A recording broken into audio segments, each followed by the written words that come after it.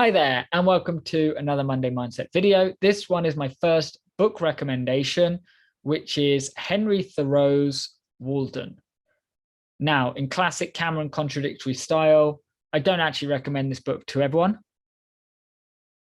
That's kind of stupid, Mr. Cameron. But if you really like reading, you will enjoy reading it. If you don't like reading so much, then you might be able to get the audiobook on Audible, whatever, something like that. So,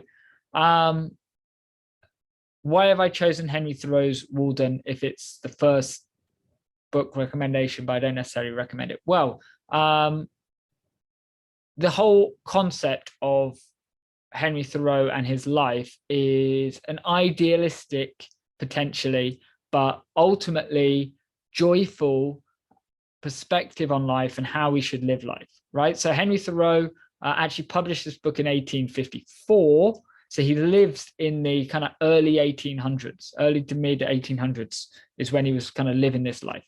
And he essentially rejected society's norms. He rejected the idea of working, slaving away for 50 years of your life and then dying. Yeah, he wanted to live on his own terms. And he literally moved to the woods, built a log cabin, grew his own vegetables, hunted for his own food, occasionally went into the nearest town to kind of trade, and so on, but essentially lived the life of isolation and self-reflection.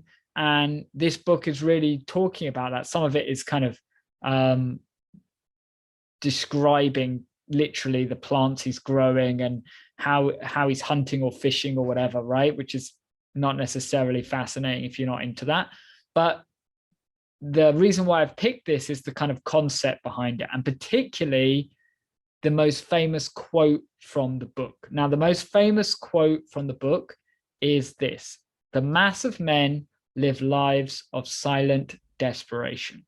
So this is saying that the majority of people, not necessarily men, although I would make a point that maybe it particularly does apply to males in society as it is right now, right? But the majority of people live lives of silent desperation, as in they are ultimately unhappy with their life, but don't necessarily say anything or do anything or try and change that or try and get out of that system, right?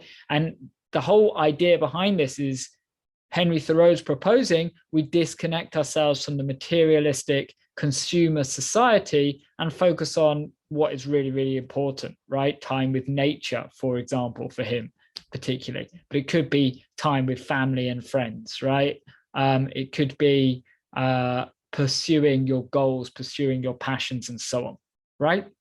So that quote, "The mass of men live lives of silent desperation," is a really useful little quote and mantra, because it reminds us to really focus on what's important and our passions and not get drawn into the day-to-day mundane tasks we have to do, right? It's really important to kind of keep that in perspective. And when you do keep it in perspective, you will find yourself becoming happier, becoming more joyful. And not because life is ultimately better than it was before, but because you're not fretting so much, you're not worrying so much about the small things. You're actually kind of finding your passion and actually doing what you really want to do, right? There's a second part to this quote that isn't actually in the book itself, but is often attributed to Henry Thoreau.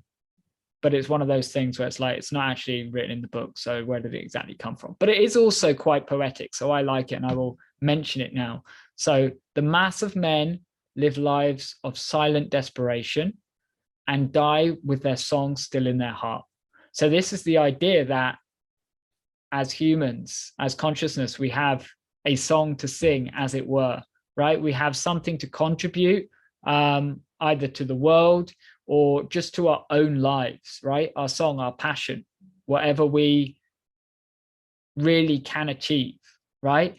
But the vast majority of people just go through life doing the mundane tasks, being part of the materialistic culture, and ultimately just pass away and leave no trace, right? So it's really important that we find our passion and we find what is important to us, whatever that is, and it will be very different for different people, but we pursue that wholeheartedly, and we minimize the mundanity of everyday tasks, right? And obviously, this is very applicable to me right now as I'm in a stage of change in my life, going from the Bahamas and a teaching job to the UK, where I will not be teaching, at least not in a conventional way in a school, right? I am going to sing the song in my heart, as it were, right? So that is my kind of introduction and sort of, but not really, book recommendation, depending how much you like reading. But it's a great way of introducing that quote. I hope that you don't live a life of silent desperation and you don't die with your song still in your heart. Slaters.